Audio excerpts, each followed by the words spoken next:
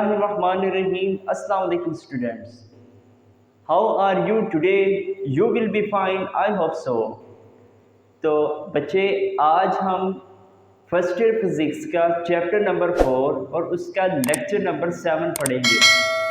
तो आज हमारे टॉपिक का नाम है वर्क एनर्जी प्रिंसिपल। तो चलते हैं अपने टॉपिक की तरफ। तो आज हमारा लेक्चर नंबर 7 है।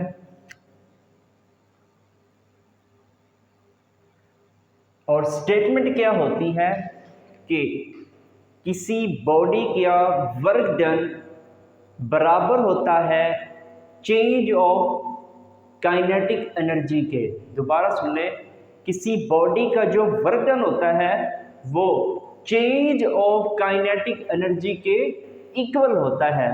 तो ये स्टेटमेंट में लिखेंगे, work done on a body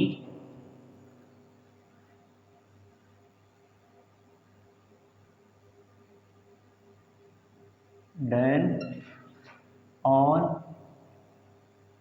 a body is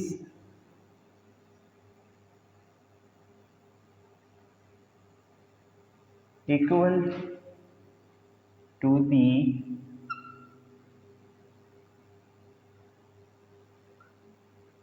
change of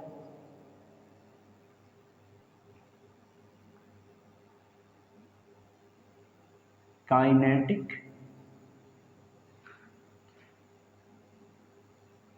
energy. तो ये इसकी स्टेटमेंट है। तो आप इस तरह भी लिख सकते हैं बच्चों मैथमेटिकल कि वर्क डन जो होता है किसी बॉडी का वो चेंज इन काइनेटिक एनर्जी के क्या होता है, इक्वल होता है। इसको कर देते हैं डब्बे में बंद। अब बच्चे इसका प्रूफ करते हैं। तो प्रूफ,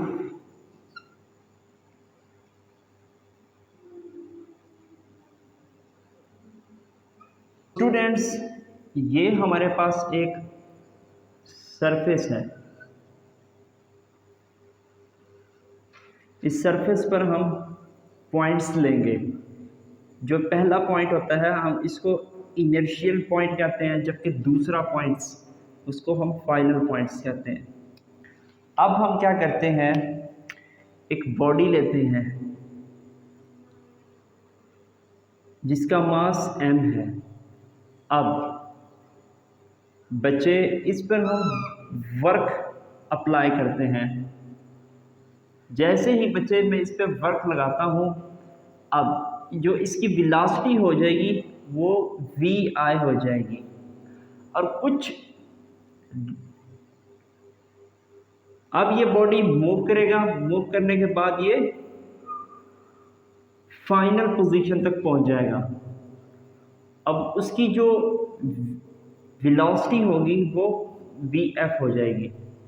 अब वेलोसिटी vi और vf जो इसका डिस्टेंस होगा इनर्शियल पॉइंट से फाइनल पॉइंट तक का जो डिस्टेंस होता है उसको हम d से डिनोट करते हैं। तो यही आपने लिखना है, let m mass of object, mass of बच्चे बॉडी या ऑब्जेक्ट, तो मैं बॉडी लिख देता हूँ vi। तो vi का मतलब क्या होता है बच्चे, inertial velocity of the body.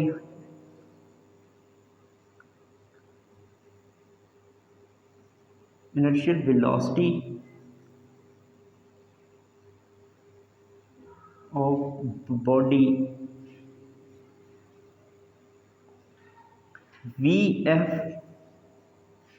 Final velocity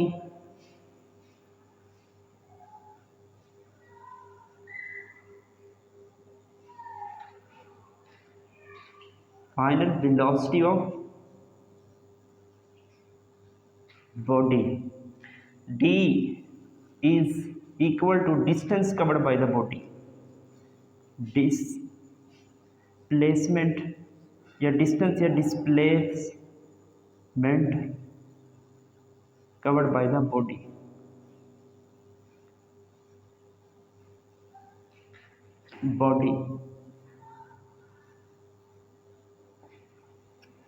बच्चे आपने इस पे वर्क अप्लाई करना, तो वर्क डन बॉडी का क्या किसके बराबर आता है?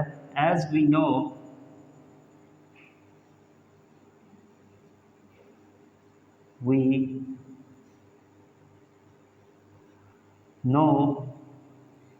कि वर्क डन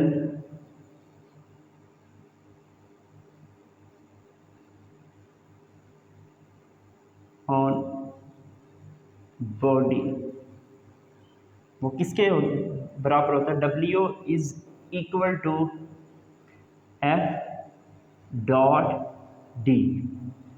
यही होता है ना work. The dot product of the force and displacement is known as work. तो इसको इक्वेशन नंबर 1 का नाम देंगे।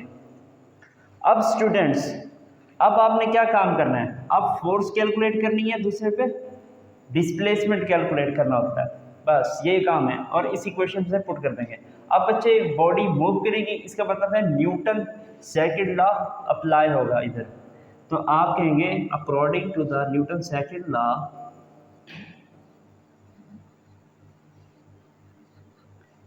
To the Newton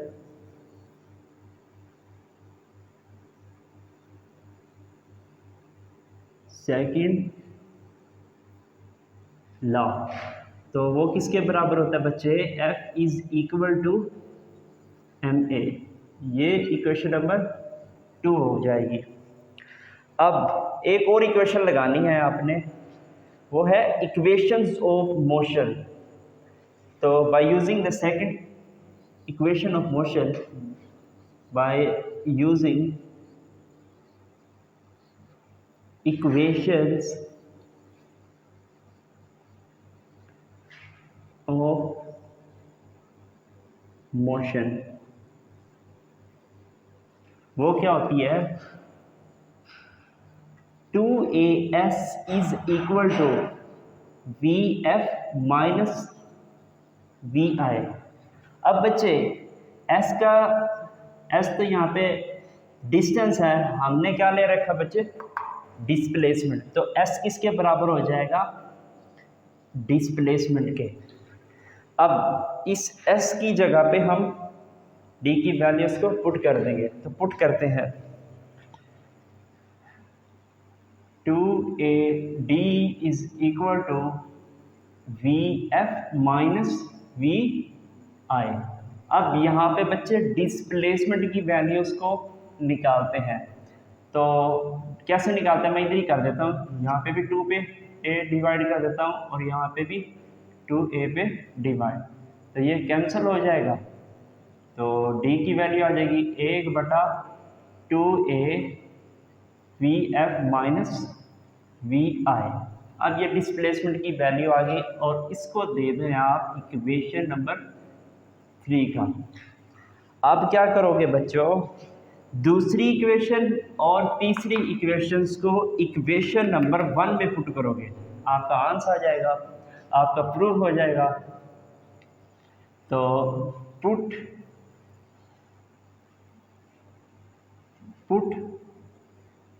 2 and 3 equation in equation 1 we get। तो बच्चों दूसरी इक्वेशंस को और तीसरी इक्वेशंस को इसमें पुट करते हैं। पहले फोर्स की वैल्यू पुट कर देंगे, फिर डिस्प्लेसमेंट की वैल्यू पुट करते हैं। तो W is equal to force, F is equal to ma, तो आप यहाँ पे ma पुट कर देंगे डॉट। अब हम क्या पुट करेंगे? थर्ड इक्वेशन, तो D की जगह तो 2a vf माइनस vi।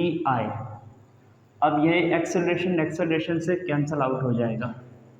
तो W इज़ इक्वल टू, बच्चे ये M इसके साथ भी मल्टीप्लाई होगा और ये इसके साथ भी, तो 1/2 NVF माइनस MVI। अब ये 1/2 अंदर मल्टीप्लाई कर दो, 1/2 MVF माइनस 1/2 MVI। अब ये किसके बराबर होता है बच्चे? ये चेंज इन काइनेटिक एनर्जी के बराबर होता है। चेंज इन काइनेटिक एनर्जी क्या होता है? Final kinetic energy minus inertial kinetic energy का डिफरेंस होता है, वो किसके बराबर होता है? Change in kinetic energy. तो इसकी जगह पे आप क्या पुट कर दोगे? W इज इक्वल टू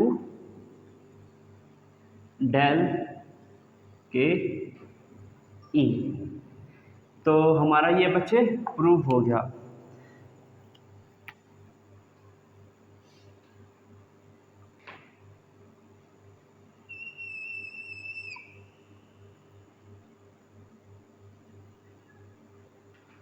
आप लिख दोगे नीचे हैंस प्रूफ। अब बच्चे इसके अंदर एक इम्पोर्टेंट बात है, वो क्या है? पहली बात तो ये है, अगर बच्चे बॉडी किसी सरफेस से मैं ऊपर लेकर जाता हूं तो उस वक्त वर्क किसके बराबर आएगा? तो यही मैं लिखता हूं, if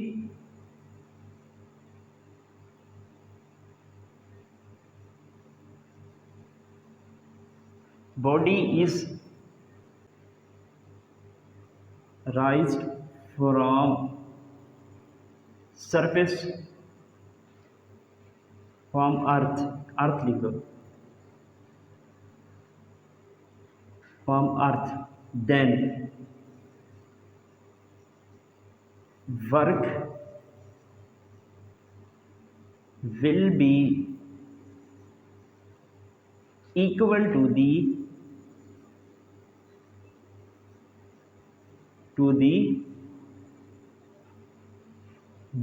change of gravitational potential energy, change of gravitational potential energy।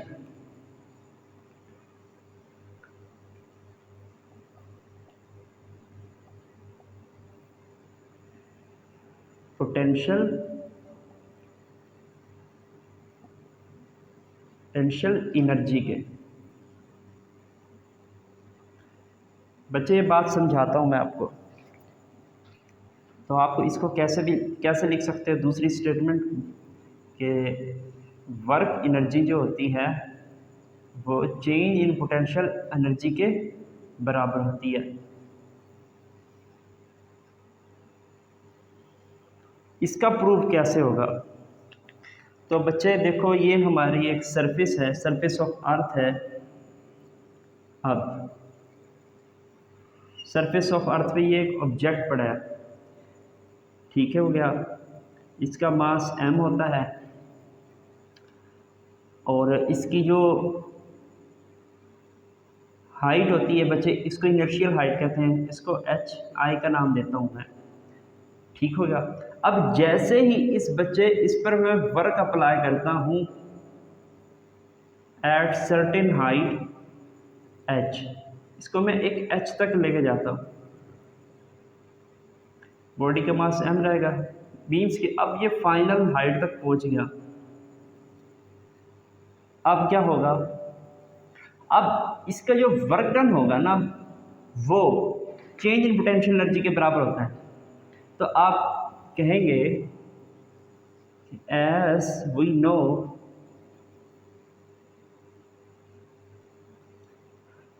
Work is equal to the dot product of the force and displacement. अब ये जो फोर्स होती है ग्रेविटेशनल फोर्स होती है बच्चे, ग्रेविटेशनल फोर्स। अब बॉडी क्या करेगा बच्चे? एक फोर्स एक्ट करती है। अब फोर्स लगने की वजह से ये ऑब्जेक्ट जो होता है ये वापस नीचे आता है और उस फोर्स को कहते हैं ग्रेविटेशनल फोर्स। क्या कहते हैं? Gravitational force. तो वो ग्रेविटेशनल फोर्स किसके बराबर होती है? F इज इक्वल टू, वो बॉडी के वेट के बराबर होती है। और वेट किसके बराबर होता है बच्चे? mg। ठीक हो गया। अब डिस्प्लेसमेंट कैसे निकालते हैं? अब बच्चे इसका डिस्प्लेसमेंट है h1 से hf, ये hf है, ये वाला जो इसका ये हो गया, ये डिस्प्लेसमेंट है hi से और hf के बिटवीन वाला ये क्या होता है? h होता है। यहाँ पे बच्चे जो डिस्प्लेसमेंट होता है वो h के बराबर होता है। अब ये h कब आएगा? तो ये बच्चे h उस वक्त ही आएगा ना जब फाइनल में से मैं इनिशियल करता हूँ, तो फिर हमारे पास ये h बचेगा। दोबारा सुन लें, इस फाइनल टर्म में से, इस फाइनल हाइट में से जब मैं इनिशियल हाइट को मैं माइनस करता हूँ तो उस वक्त ये h की वैल्यू आती है। तो ये hf माइनस hi। अब वैल्यूज़ आ गई हैं हमारे पास, अब इसको पुट करते हैं। तो w is equal to, w के बराबर, और w किसके बराबर? mg के। अब ये वाला जो d है, अब ये d किसके बराबर था बच्चे? h के बराबर। तो आप यहाँ पे बच्चे h लिख दो। अब ये h किसके बराबर है? h is equal to hf minus hi। तो hf माइनस hi, अब ये अंदर मल्टीप्लाई हो जाएगा, mg hf minus mg hi। अब किसके बराबर हो जाएगा ये?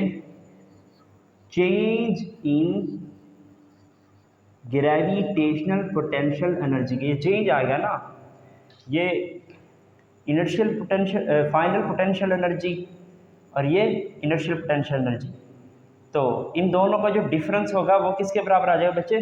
Change in gravitational potential energy के इक्वल आ गया। तो ये भी बच्चे प्रूव हो गया कि जो वर्क होता है जब बॉडी राइज कर रहा होता है तो उसका जो वर्क होता है वो change in gravitational potential energy के इक्वल होता है। तो ये इसका प्रूव हो गया। अब सेकंड बात, अब बच्चे सेकंड बात क्या है? अगर किसी मास स्प्रिंग सिस्टम के स्प्रिंग को आप कंप्रेस करते हैं, ठीक हो गया, तो उसका जो वर्क होता है वो इंक्रीजिंग इलास्टिक पोटेंशियल एनर्जी के इक्वल आता है। तो यही मैं लाइन लिख देता, when spring is compressed,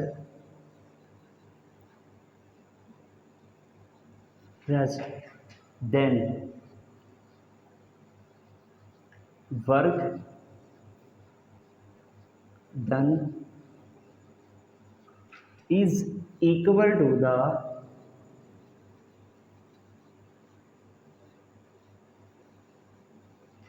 increasing elastic potential energy। तो यही लिखते हैं। तो increasing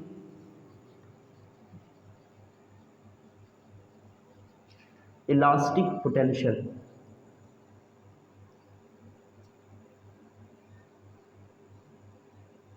elastic potential energy.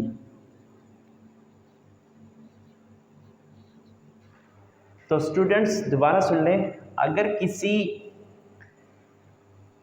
Spring को मैं कंप्रेस करता हूं तो जो उसका वर्क डन होगा वो इंक्रीजिंग इलास्टिक पोटेंशियल एनर्जी के इक्वल होगा। चेंज नहीं बल्कि इंक्रीजिंग इलास्टिक पोटेंशियल एनर्जी के इक्वल होगा।